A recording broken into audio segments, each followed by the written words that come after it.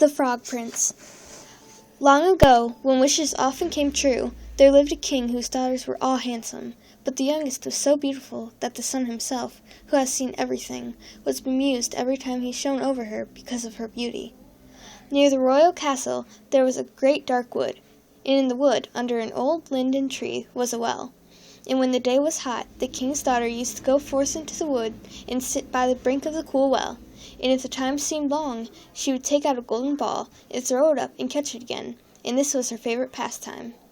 Now it happened one day that the golden ball, instead of falling back into the maiden's little hand, which had sent it aloft, dropped to the ground near the edge of the well and rolled in. The king's daughter followed it with her eyes as it sank, but the well was so deep that the bottom could not be seen. Then she began to weep, and she wept and wept as if she could not be comforted. And in the midst of her weeping, she heard a voice saying to her, "What ails you, king's daughter? Your tears would melt the heart of..."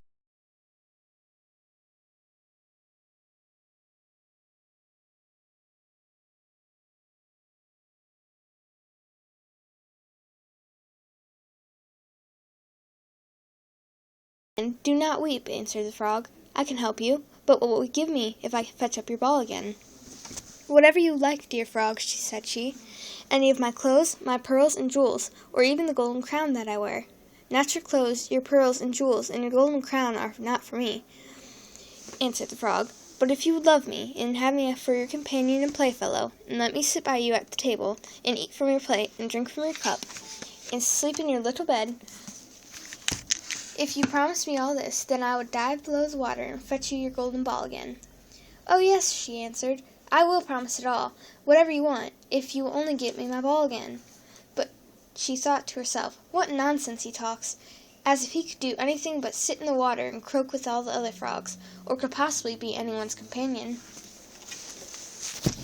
But the frog, as soon as he heard her promise, drew his head under the water and sank down out of sight. But after a while he came to the surface again with the ball in his mouth, and he threw it on the grass. "Stop!" The king's daughter was overjoyed to see her pretty plaything again, and she caught it up and ran off with it.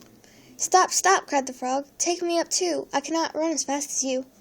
But it was of no use, for croak after her as he might, she would not listen to him, but made haste home, and very soon forgot all about the poor frog, who had to betake himself to his well again.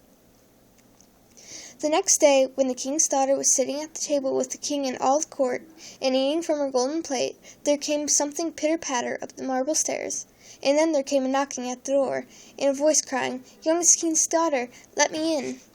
And she got up and ran to see who it could be, but when she opened the door, there was the frog sitting outside. Then she shut the door hastily and went back to her seat, feeling very uneasy. The king noticed how quickly her heart was beating, and said, "My child, what are you afraid of? Is there a giant standing at the door, ready to carry you away?" "Oh, no," answered she, "no giant, but a horrid frog." "And what does the frog want?" asked the king.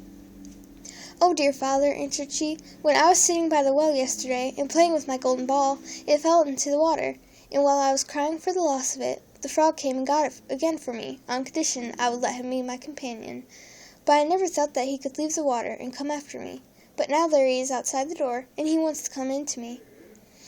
And then they all heard him knocking the second time, and crying, "Youngest king's daughter, open to me. By the well water, what promised you me? Youngest king's daughter, now open to me." "That which thou hast promised must thou perform," said the king, "so go now and let him in." So she went and opened the door, and the frog hopped in, following at her heels, till she reached her chair. Then he stopped and cried, "Lift me up to sit by you." But she delayed doing so until the king ordered her. When once the frog was on the chair, he wanted to get on the table, and there he sat and said, "Now push your golden plate a little nearer, so that we may eat together." And so she did. But everyone might see how unwilling she was, and the frog feasted heartily, but every morsel seemed to stick in her throat. "I have had enough now," said the frog at last, "and as I am tired, you must carry me to your room and make ready your silken bed, and we will lie down and go to sleep."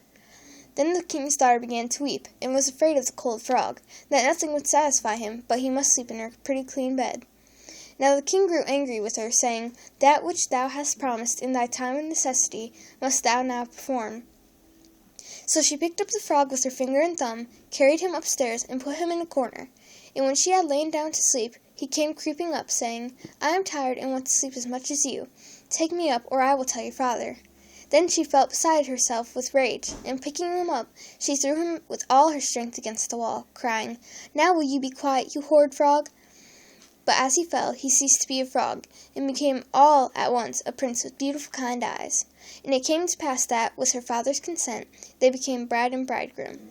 And he told her how a wicked witch had bound him by her spells, and how no one but she alone could have released him, and that they two would go together to his father's kingdom.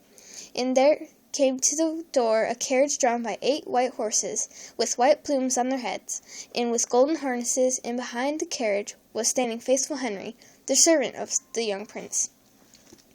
Now Faithful Henry had suffered such care and pain when his master had been turned into a frog, that he had been obliged to wear 3 iron bands over his heart to keep it from breaking with trouble and anxiety.